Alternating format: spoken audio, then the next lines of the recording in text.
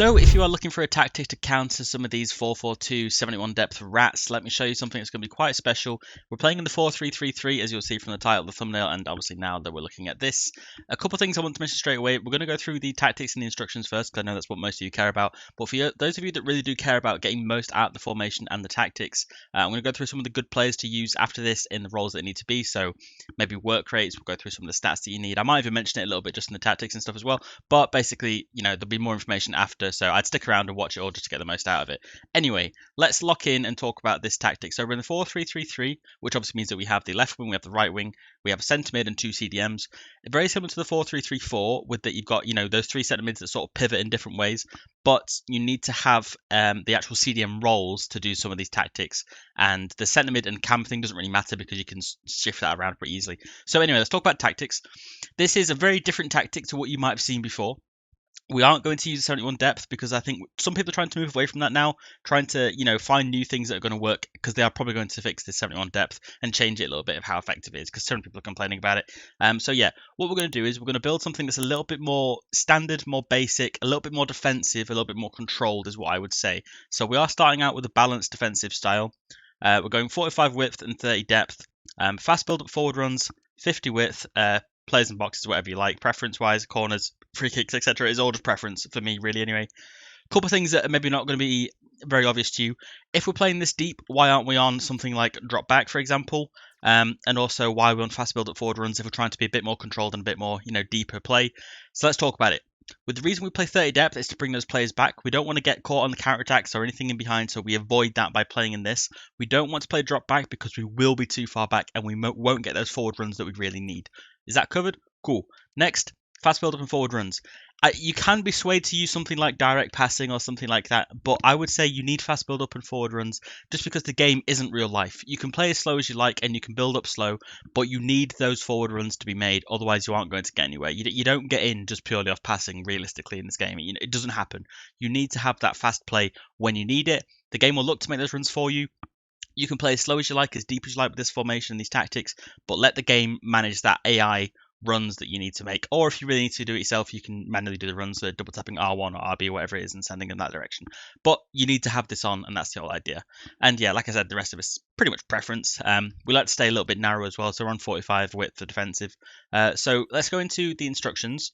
They are a little bit different, but there's a new strategy that I'm working on with wingers right now, which is cut inside and come short, as opposed to just the get in behind tactic. Basically, you kind of get caught out a little bit with wings at the minute, where you do get caught with the byline cutbacks.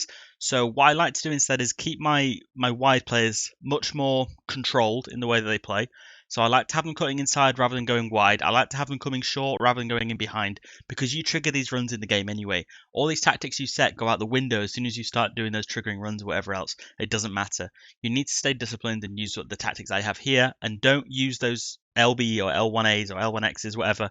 Don't use them unless you're confident in how to use them. If you just use them randomly, same with like the direct press or whatever it is, pressing RB or double tapping RB. If you don't know how to use it, don't use it. Just stick to the tactics and they'll work for you. So, as I was saying before I rambled, we have cut inside, come short, and get into the box for cross on both of the wingers.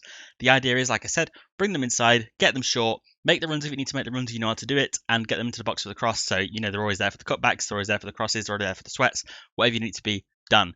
Ian Wright is my striker right now, and for our striker, we use stay central and get in behind. These players that you're seeing, by the way, ignore them. These aren't the right ones that you're going to be using in this position. This is what I'm saying. After this, we'll talk a bit more about the players that you want to be using instead. So, Paulo Dybala is our centre mid that we use in this role. You basically, like I said, you're going to want someone that can go forward a little bit more, like a Cam would be. They're very interchangeable, those roles in those formations with the 4-3-3-3 and the 4-3-3-4. Again, we'll go into this after some of the players you want to use in this sort of position, but Dybala's a pretty good example. So we have the centre mid on get forward, get into the box for cross, and free roam, because they are going to be doing a lot of roaming, very much like a Cam might do. Our two CDMs that we have are on stay back and cover centre, pretty typical standard stuff.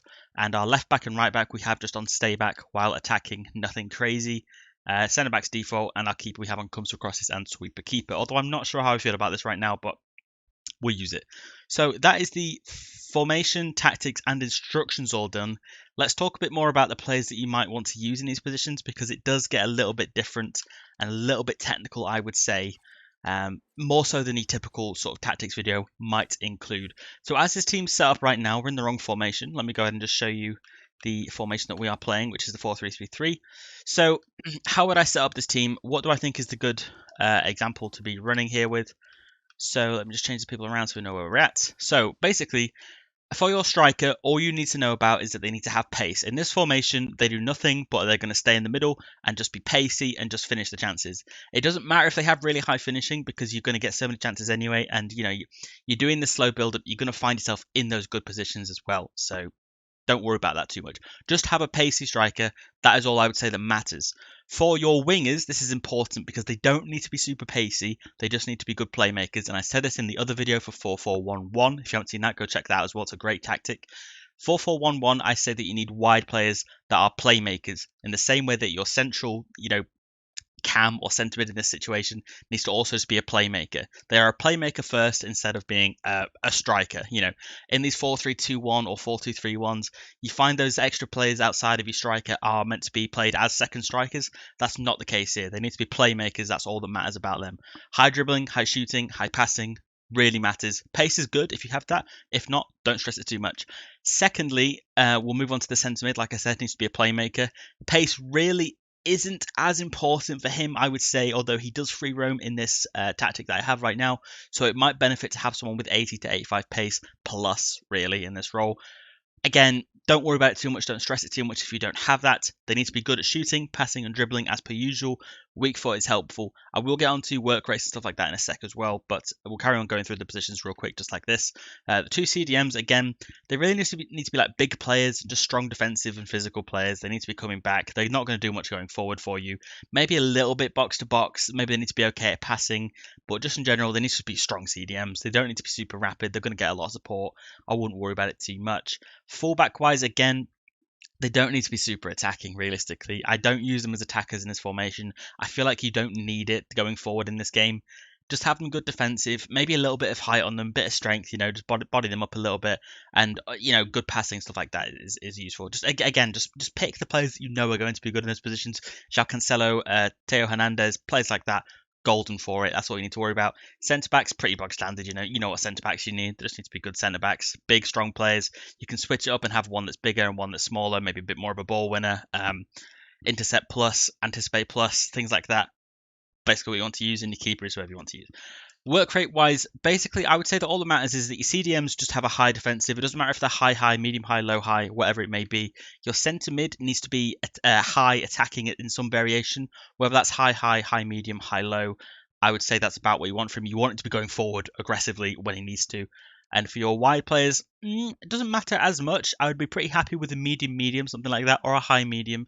I would like that they come back a little bit defensively, so don't have them as a low defensive. That's all I would say. Make sure that work rate for defensive is above medium, and you're good to go. Striker, high, low, high, medium, something like that, fine.